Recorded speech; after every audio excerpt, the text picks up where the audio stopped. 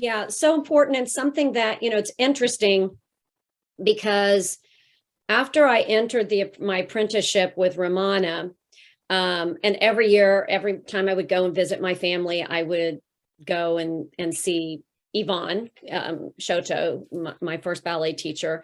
And so funny because when I told her what I was doing, she was like, "Oh, Ramana." She knew Ramana. Well, Ramana and Yvonne had both studied with Joe, and were roommates in New York. And of course, when I shared this with Ramana, I think that's one of the things that tightened our relationship was this history that we both had to a very good friend of hers, being Yvonne, but also their connection to Joe. And so when I look back at those classes I took with Yvonne, even though she didn't really talk about Joe, right, I can see how she was inspired by that work.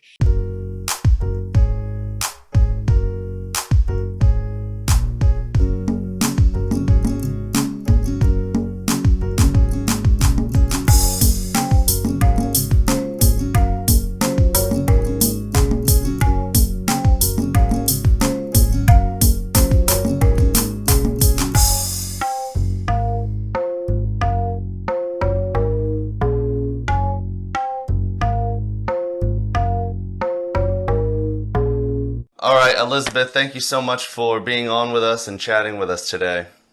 Thank you. Let's get started with your early training. Tell us your path into ballet and how you navigated into the dance world. Yeah.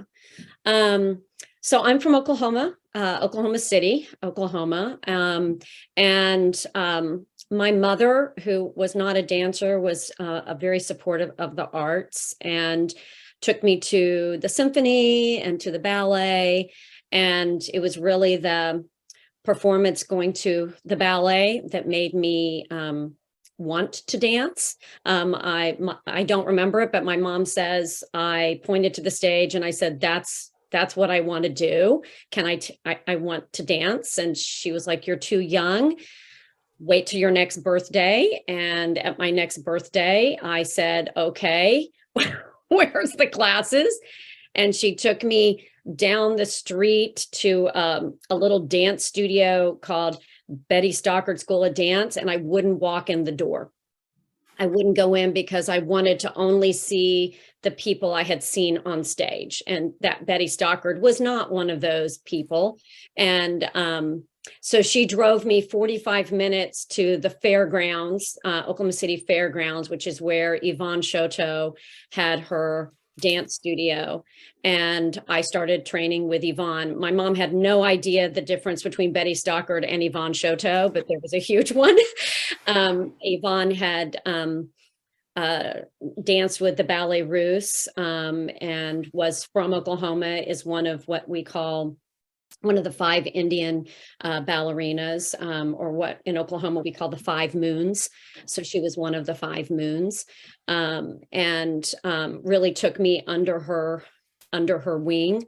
And my mom would drop me off and I would sit in her office and talk to her about her costumes and look at her dance programs. And her dance studio had pictures all around the studio of all these Ballet Russe dancers. And she would tell us stories about Danilova and Freddie Franklin and Nina Popova and George Gabin and of course, the other Indian ballerinas, the Tall Chiefs, Jocelyn Larkin, Rosella Hightower, Irina Baranova.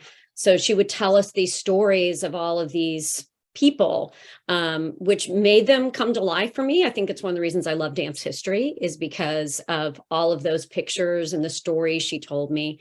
So that's where I started my early training. And then specifically after that, I think I was there for quite some time studying with her. And when Conrad Ludlow and Joy Feldman took over the Metropolitan Ballet Company, which was in Oklahoma City, she suggested that it was time for me to go train with someone else, which I really appreciated. I think a lot of teachers don't do that, but she said she had really done what she thought she could do, and I needed to move onward.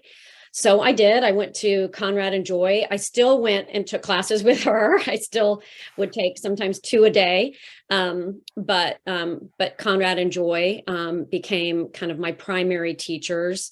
I stayed with them for several years until Bo Spazoff and Stephanie Wolf took over the company and the training. And then after they departed, we had Edward Villala, before he went to Miami City Ballet. So a wonderful lineage of artists, directors, teachers that were there. And again, really appreciate that, that she did not hold on to her students, that she really pushed them onward, knowing what her limitations were, and that she also felt like breadth of training was really important if this was something one was serious about. So that's my early training, all in Oklahoma. I would also say on top of that, I was really fortunate. I had grandparents that lived in Dallas, so I would go every summer to Dallas and would train with the Dallas Ballet, George Skabeen, Nina Popova. There was a lot, again, Ballet Russe dancers that had moved to Texas upon their retirement.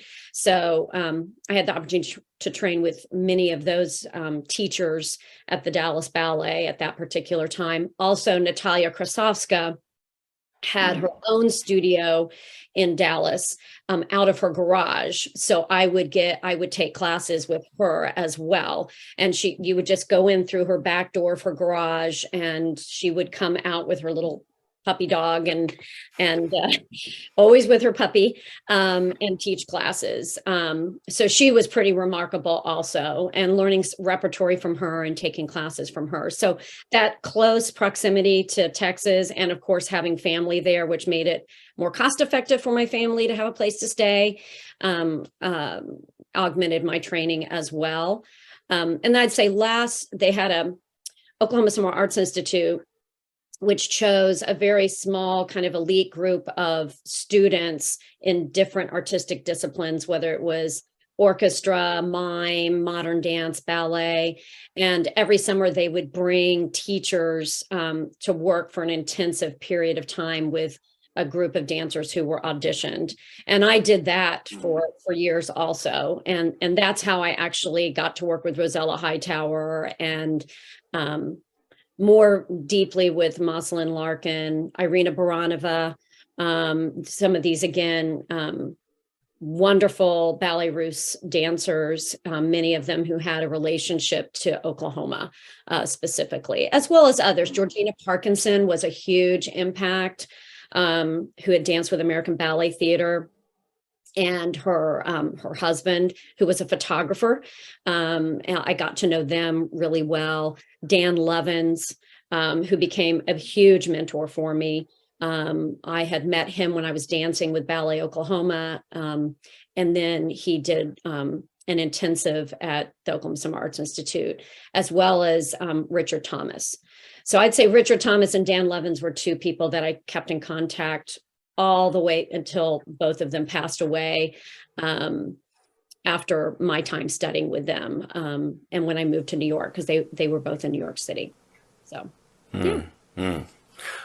So you moved to New York. I believe from your bio, you moved to New York for school. Was that for undergraduate? That was for undergraduate. Yeah, I moved. I didn't go immediately. Well, I did go to college, but I was not going a full load at the University of Oklahoma. So I was taking college courses. I always knew I wanted to go to college. Yvonne and her husband, Miguel Tarakoff, had both founded the University of Oklahoma Dance Department, which is one of the first dance departments in accredited dance programs in the United States, a rather Oh, significant wow. program. Mm. And so I certainly was influenced knowing their relationship to dance and higher education and the importance of dance and higher education. So I think I always knew I wanted to pursue at least an undergraduate degree. And Yvonne certainly encouraged me to do that. So I danced with Ballet Oklahoma and also took classes at University of Oklahoma. And then after, I think I did that for close to 2 years, then I decided to go to SUNY Purchase full time. So I went to SUNY Purchase and studied with Betty Jane Sills, Larry Clark, Rosanna Saravalli, the Sarah Stackhouse, June Finch, Gus Solomons Jr. It was a fabulous faculty. Many of them are still actually teaching there today. They at that time particularly had told me when I applied that they were going to have a graduate program and that it would be seamless for me to go from undergrad into graduate school, which it was something I was looking at. That did not happen. They did not get that graduate program confirmed until much later. So 2 years, I guess 2 years after I matriculated, I decided to transfer to NYU. Where I really had auditioned at NYU as well as at Purchase and had gotten accepted there, but had decided that the transition from New York to straight into New York City might be a little much.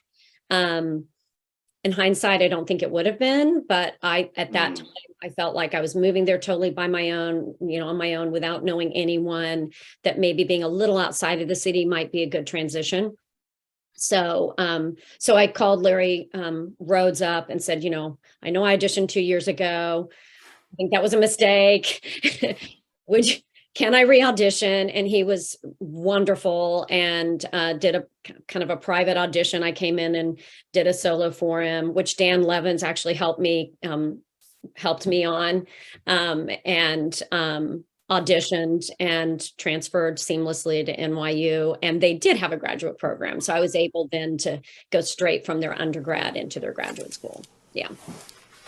Excellent. And what was your time at NYU like in terms of the program and the difference? How do I ask this?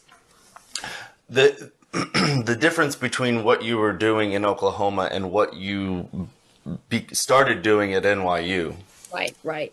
I would say actually both at Purchase and at NYU. I mean, I'd never taken, other than in high school, I'd taken some like modern dance in high school, but very little. I had really just focused on ballet, and that was it. So the fact that I was taking Humphrey, Lamone classes, Cunningham, Graham classes, which was required at both Purchase and NYU, totally opened my eyes. I think the other thing is it opened my eyes to repertory that I was not familiar with, dancing in more contemporary or not classical works. I mean, Nijinskas, Les Nos, of course you had Balanchine works that were in the repertory at Purchase, like Serenade, etc. But just some other contemporary ballets that I had, I'd heard of the artist, but not engaged with their work. And then the, dancing in a work by Mel Wong or by a work by Mark Morris or Arnie Zane and Bill T. Jones. Like these were just artists that I was really, to be honest, not real familiar with. So it really expanded my horizons also with, that was my first at Purchase, my first experience with Pilates. Romana was teaching there along with Steve Giordano. And so that was my first experience with Pilates. So that was impactful. And then just history, like taking classes in dance history, which is a huge love of mine. Taking a class with Sally Baines, or who specializes in postmodern dance, or David Vaughn, a class on Cunningham dance history. At NYU, it was Deborah Jowett and Camille Hardy. And Camille was a huge mentor, as well as Deborah, all the way through again until Camille's recent death. She actually was one of the ways I got to Goucher, how I got to Baltimore. It was through her recommendation. So she was a huge mentor. And Deborah Jowett was my capstone, if you want to call it, my senior thesis advisor, which that thesis was on Balanchine in a lost ballet. So she was quite significant in that research as well. So yeah, expanded my horizons beyond the history I had garnered from my technique teachers, my ballet teachers, which were specifically all around the Ballet Russe, to be honest, which is a huge love of mine because of that. But it really just opened the windows to what happened before the Ballet Russe and what happened after the Ballet Russe, So yeah, Right. Yeah, very impactful. And then, so once you were graduated, and you graduated, so you did go directly into a graduate program at NYU? I did. Mm-hmm. So once you graduated from there, tell us sort of where that led you afterwards, and then how that got you to Goucher. Mm-hmm. So that last year you're in graduate school, you're applying for jobs, and so I was applying to numerous universities and colleges across the country. I applied to Goucher College, and I didn't know anything about Goucher. My dance history teacher, Camille Hardy, was a dance historian and knew Christelle Bond, who was the chair of the dance program at the time. They were very good friends. And so when I asked Camille, I said, well, what do you think about this school? Do you think, I don't know anything about it. It's in Baltimore, which seems appealing to me, because I did want a more urban area. I wanted to be close, easy access to art, and the close proximity to Philadelphia and to DC, and easy access to New York was really appealing to me. She was like, oh my gosh, Christelle, you'll love it. You'll love working there. And so I applied really only because of Camille. And it was for a 1-year replacement position for a faculty member who was Juliet Forrest. So it was a 1-year replacement position.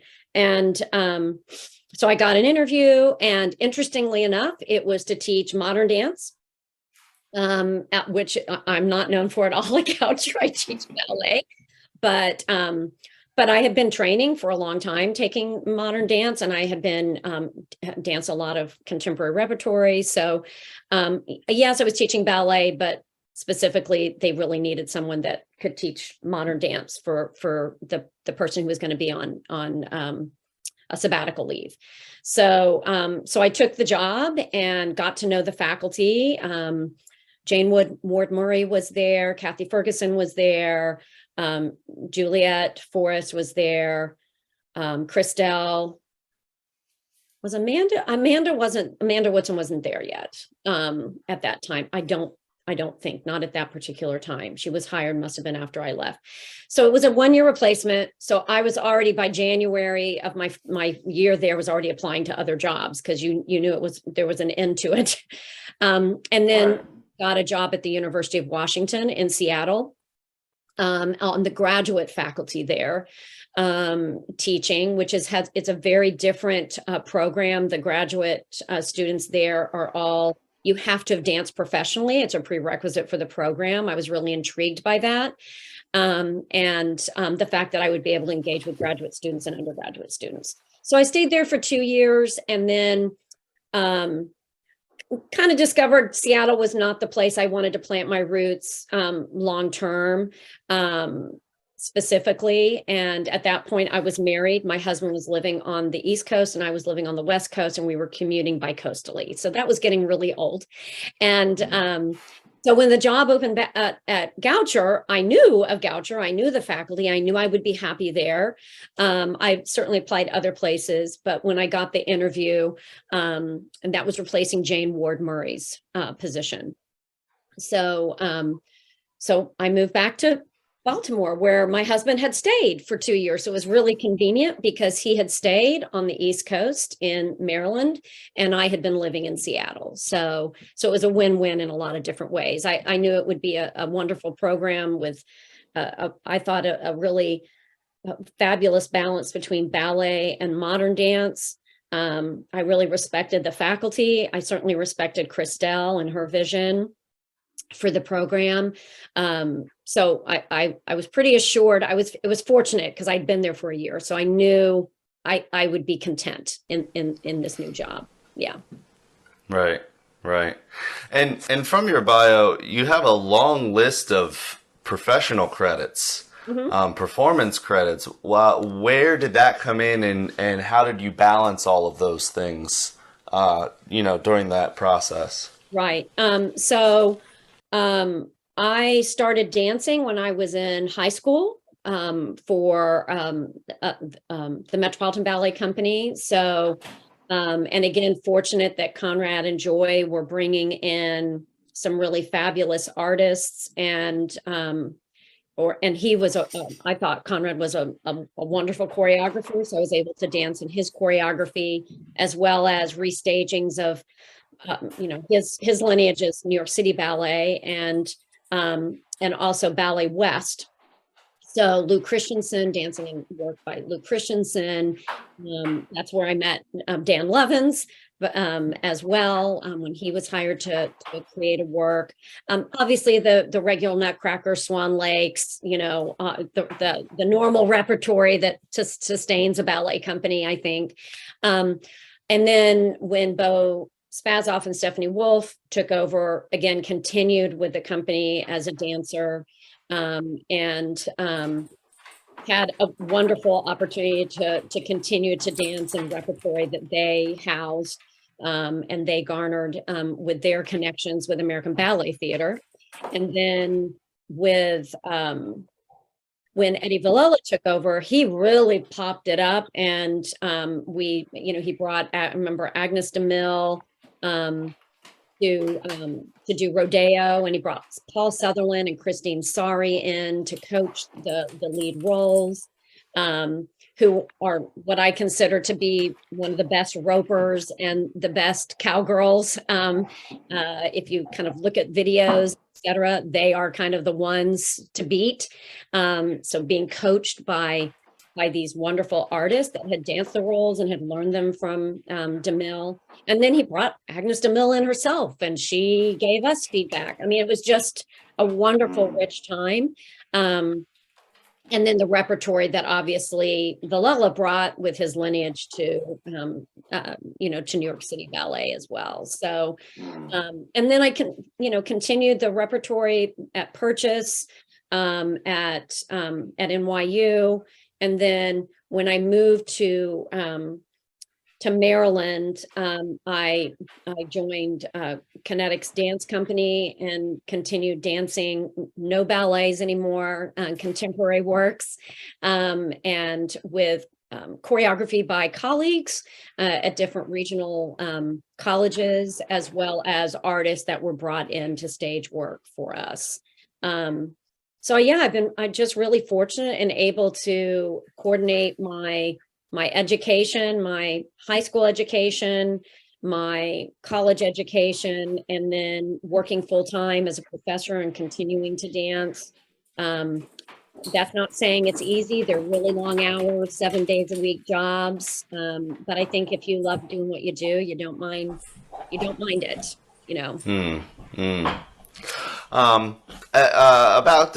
About Goucher, I'm going to switch gears back to Goucher a little bit. How has the program changed since you started? And you mentioned some aspects of the program that attracted you to it. And obviously, Christelle is no longer with us. But it seemed to me, also being a Goucher graduate, that her vision for the program really came to fruition, at least in my time there. How has the program changed since you've been there, and what do you see it growing into in the future? Mhm. I would say, I think when I joined the second time as a full-time, faculty member, I think it was known more for ballet. Um, they had some fabulous contemporary and modern teachers, but I think it was known for ballet. I think partially because many of the liberal arts colleges didn't have ballet programs. So it's kind of like if you have a solid ballet program, it's kind of stands out, whereas a lot of the liberal arts colleges had modern dance. So I think that's one reason, but I think you also had, Jane Murray and Laura. We had Laura, Kathy, and Jane, I guess, were kind of the three ballet teachers. They were adjuncts, part-time faculty members. And I think they had really strengthened and buttressed the ballet curriculum specifically. And interestingly enough, not even as full-time faculty members. I mean, they were, but they had a passion for the work that they were doing. They were bringing in fabulous guest artists, and the repertory that the dancers were performing was really notable and noteworthy. So I think that has certainly changed. I think we're still known for having a strong ballet program, certainly, but we now require our students, rather than just doing ballet and modern dance, they're required to do ballet, modern, and West African. That's a requirement. Equal footing. Certainly, students can continue to pursue that kind of breadth through their 4 years, or they can focus in more specifically on one genre should they choose to do so. But that's quite different than it was when Christelle was there. I would say also there were tracks of study. There were concentrations, like there was a concentration in dance therapy and a concentration in dance history. That's changed to where now students can still focus, but there's elective requirements that the students can choose from. So if they're interested in dance therapy, they can take a dance therapy course. If they're interested in dance history, we have 2 dance history courses they can take. If they're interested in K through 12 education, they can take a pedagogy class and a K through 12 education class. So, but they're not tracks of study. The students choose the curriculum that they feel like is going to serve their long-term goals, and they're advised by an advisor. So I'd say to some extent there's some more choice for the students, but there's a great deal of similarity, I think, to that original program and those concentrations that Christelle helped to institute, when she was at the helm. And performances still, wonderful guest artists, that's still notable. I think we have 4 to 5 guest artists each year. I think that's something that still is unusual, even for a conservatory or even a BFA program, to bring that many guest artists in a year. I think that's notable. So that has continued, but maybe the more traditional artists that were brought in during Christelle's time has changed, where maybe we have some more cutting edge, or just a greater range of voices, I think, generally, which I think in this day and age, we would be remiss if we didn't go in that direction, right? To prepare students to be able to really be marketable in the dance field today, specifically. So yeah, those are some of the changes I would say. I'd say, we have courses like the politics of performance. Our curriculum has changed to look at making sure more voices are heard. I think if Christelle were alive today, I think she probably would be spearheading much of these efforts. I think there were voices, 20 years ago that we didn't hear. noteworthy artists that we didn't know of, that I think we've really tried to make sure that those voices are heard in our curriculum. So I think that has changed significantly. Yeah. All right, shifting gears one more time. Let's talk about Pilates. You said, I believe you were at, was it Purchase or NYU when you started? Purchase when you started Pilates. What drew you to that? What got you interested in it? And what do you do in it now? Like, what is your work with Pilates currently? Right. So yes, my real kind of official, I guess, engagement with Pilates was at Purchase with Romana Kryzanowska, who is considered one of the elders, elder teachers. She really impacted me in the sense that I'd really not really thought about the impact of cross training one's body. I'd never been injured at that point. I'd never been injured. But I think I saw so many of my peers coming in injured or getting injured. And so this was really notable for me. And I felt like, well, I don't want to be in those shoes. I don't want to be in so what can I do to make sure that I'm, preventing injury? I went to University of Washington. And it was really at that time that I saw the first ad. There was an ad in Dance Magazine about getting certified to teach Pilates. And it was Romana. And so I recognized the name, and I spoke to the chair at the time at University of Washington. They didn't feel like they could really support that kind of training. When I moved back to Goucher, I talked to Christelle, and she was like, of course. Now, you have to remember, Christelle taught anatomy at Goucher. So she was very interested in, the making sure that our dancers were healthy. And I think she saw that this is something, a kind of a new perspective that could be brought to the college. So they supported me with my schedule to go to New York every weekend. I would leave on a Thursday night, and I would go up and I would train on Friday, Saturday, and Sunday, come back on Sunday night, teach my Monday through Thursday. And I did that for over a year, did my apprenticeship with Romana, and really found that digging into the work that deeply, that I really understood not only, the benefits to me, but the benefits to just the human body, core support, pelvic alignment, increased range of motion, balance, injury recovery, as well as prevention, that it was something that, people could engage with for their recovery. And then even as you dig even more deeply into the work, this mind-body connection that I found really interesting, something that I think dancers certainly are familiar with. And I think it's one of the things that draws dancers to Pilates. So all these benefits that I felt like could really come to our student body. So I started teaching out of my house, and had a huge response because there was no one teaching Pilates in Maryland. No one even knew what Pilates was. I mean, no one even knew what they called it, pilots. I mean, no one knew what it was.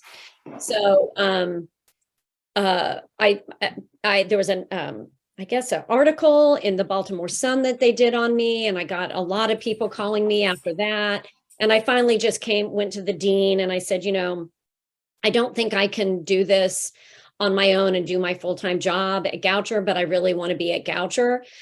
Is there any way of bringing this to the college? And so I drew up a business plan, brought it to the dean, and we opened the Pilates Center. That was around 1997 or so, I guess, maybe a little before that. And we opened the Pilates Center, and then I think the year after I had the year I was pregnant with my daughter, we hired our first Pilates instructor because I couldn't go on maternity leave and leave the classes and the clients, without a teacher. So, and it's grown since then, and it serves the entire campus, which it's designed to do. So students can take Pilates classes, faculty and staff can take Pilates classes. It serves the community at large. And then it also serves our dancers. So they can take academic classes in apparatus work, or they can take academic classes in mat work. And then many of them that are interested in continuing with their certification, they can now achieve their certification through Goucher as well, which was not the case initially. And over time that was achieved, which was a long-term goal. So it's a wonderful job opportunity for our dancers to be able to find another skill set that, should they choose to go out and audition, get jobs, as a performer or a teacher, to be able to supplement their income in a very positive way, doing something that they enjoy. So we've had quite a few dancers that have pursued their teaching certification, and several of them actually teach at Goucher. So. And you talked a little bit about the benefits the dancers can derive from Pilates. How do you think Pilates has influenced the teaching strategies, philosophies, principles, etc. in the dance world in general? I think this focus on alignment, muscular efficiency. I know for me specifically as a teacher, the training I did in Pilates on top of my courses in anatomy and kinesiology really helped me as a teacher focus in on any alignment inconsistencies or technical faults in my students. I think also the principles of Pilates are principles that I think can definitely be brought into the dance studio: concentration, control, centering, flow of movement, precision, breathing. These are all things that I think we focus on today as teachers. I wouldn't say 20 years ago I focus as much on breathing, or I'd say breathing is the big one. That it's like it took me time to get there to bring that principle to my own personal teaching, but how breathing can really support one's work in a ballet class, and really distinguishing that specifically when I teach the combination and when I provide feedback to the dancers. So I think those principles certainly guide my practice, but I think guide the practice of many teachers that have trained in Pilates specifically. So I think it's been a really positive impact to my teaching, specifically of any dance form, but most of my research has been on ballet and Pilates and the benefits, for ballet dancers. And I think, and this is just an aside, my own thoughts real quick on this. I think it's a good testament to the advantages of cross-training. And you're speaking about Pilates, but I've drawn a lot of the same concepts from yoga and martial arts and other practices that, and I think it's a statement to how important it is that dancers of all, even classical ballet dancers, go out and cross-train, learn different ways of moving your body and getting to know your body and movement in general. So important. Yeah, so important, and something that, it's interesting because after I entered my apprenticeship with Romana, and every year, every time I would go and visit my family, I would go and see Yvonne Shoto, my first ballet teacher. And so funny because when I told her what I was doing, she was like, "Oh, Romana." She knew Romana. Well, Romana and Yvonne had both studied with Joe and were roommates in New York. And of course, when I shared this with Romana, I think that's one of the things that tightened our relationship was this history that we both had to a very good friend of hers being Yvonne, but also their connection to Joe. And so when I look back at those classes I took with Yvonne, even though she didn't really talk about Joe, right? I can see how she was inspired by that work. And I had no idea that she had trained. She actually showed me one of my visits to her. She showed me a little journal that she had that Joe had drawn out and written out all the exercises she needed to do when she was on tour. And all in his, I don't know whatever happened. I don't know what happened to it. But yeah, I mean, so now I look back and you can say, oh, she was definitely informed by that work that she did, with Pilates. Right. She never identified it, but it was certainly there. And Joe himself, he studied yoga and anatomy, martial arts. I mean, if you know the history of Joe himself, he engaged in many different forms of somatic, what we would call somatic practices, and mindful physical practice. And what he tried to do is kind of take what he thought the best of all of these practices were and put them into something unique. But certainly martial arts, yoga, inspired his work as well. Let's switch gears one more time and talk about your current work as president of ACDA. Tell us what it is, what the organization is, what the organization's goals are, and kind of your role as president. Yeah. So the American College Dance Association is going to be 50 this year. So it's been around for a little bit. We're very excited. This is our 50-year anniversary. The focus of the association is really to bring attention and to support and promote talent, creativity that's really evident and prominent in college and university dance departments. And as such, it sponsors regional conferences. It has done so since its implementation. It also sponsors a national dance festival every other year. This year, 2023 will be a national year for us in California. And at those events, at those conferences and festivals, it's a place for students and faculty to engage in performances, in master classes, workshops, panels from instructors and experts in the field from all around the country. The conferences also provide an opportunity for students and faculty and guest artists to bring their works to be adjudicated by a panel of 3 dance professionals, and in an educative platform that's open and constructive. So it's not a competition. It's to provide feedback. And it's really, generally those conferences are also a place for dance programs to bring their students to perform outside of an academic setting and to gain exposure in that way as well. So yeah, it's a wonderful organization. During the pandemic, we've had to pivot significantly. We've added programming. We now have a screen dance festival. We had our second screen dance festival last year during the pandemic, which was really very successful.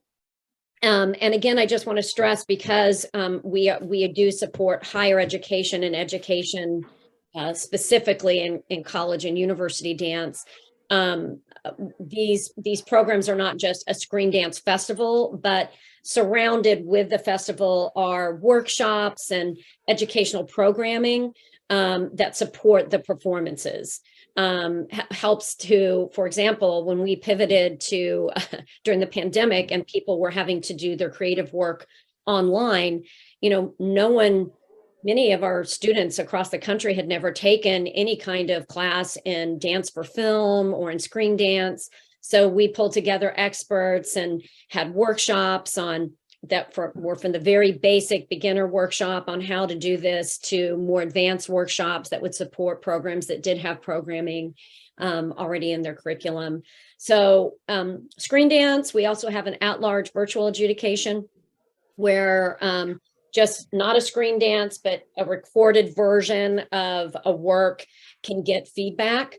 We also understand there's been many cutbacks in higher education, and it's not always fiscally possible for colleges to bring students to these conferences.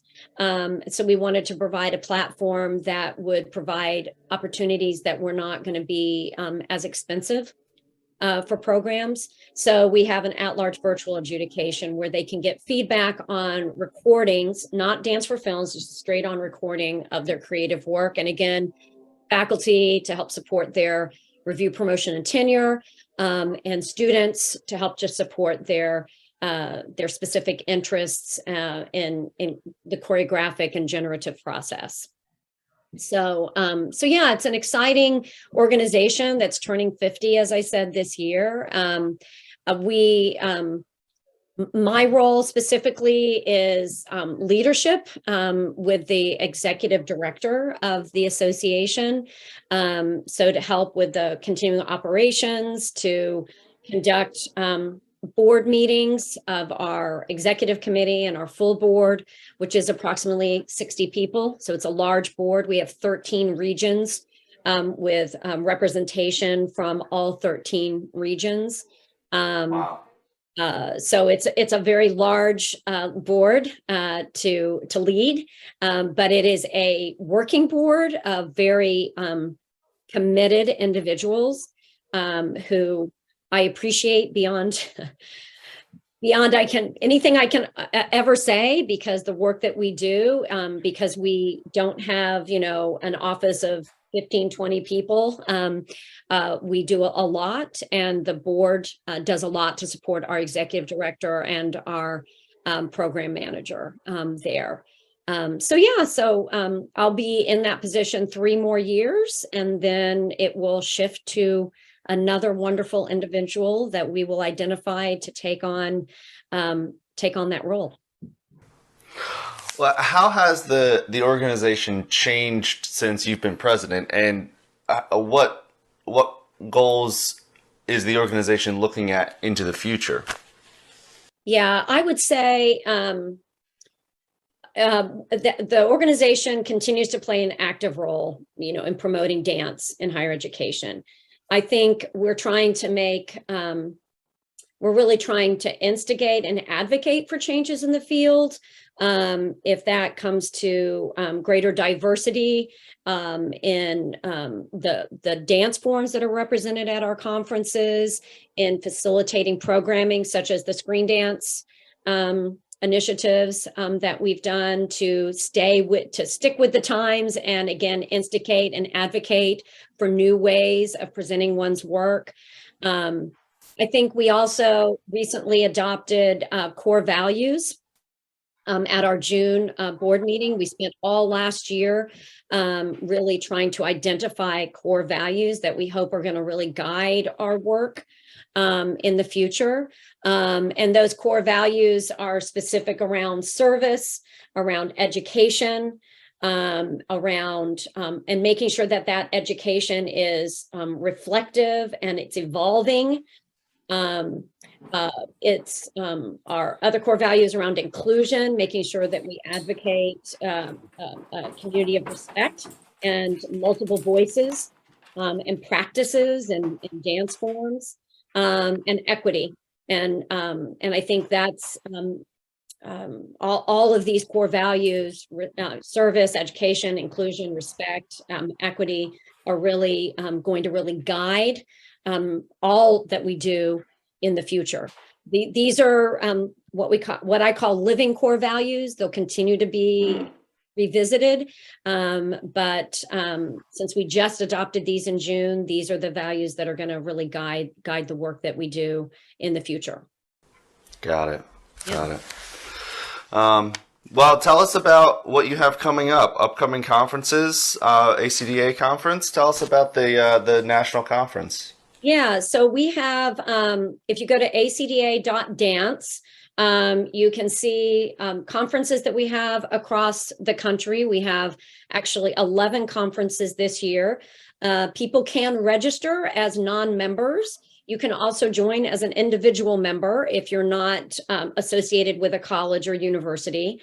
And then we'll culminate our year in May 25th through the 28th at Cal State Long Beach and the Carpenter Center for our 50th anniversary. And the 50th anniversary is going to not only have works that will be presented from all of the conferences this year.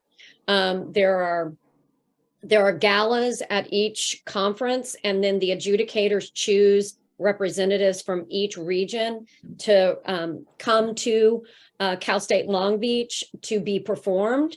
So we'll have those performances. And the thing I love about these performances is it's in one place. You're seeing dancers from all over the country.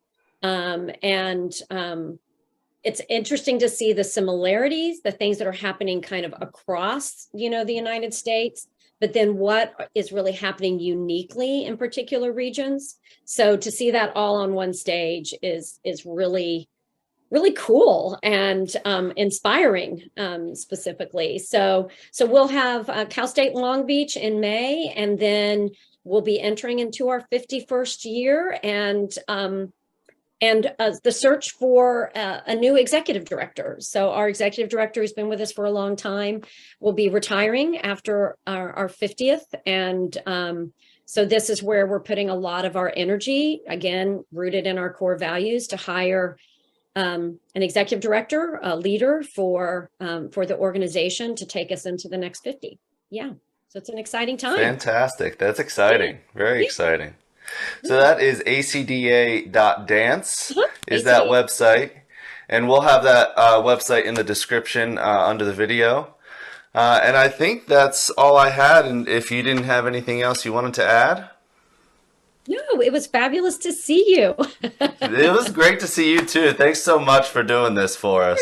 Of course. And thank you. It is, all I can say is that it has been a journey, and it's a journey I am so excited to continue and to see in all the work I'm doing as a college professor and the work with ACDA, to see the next generation coming forward and what they're going to be bringing to the table.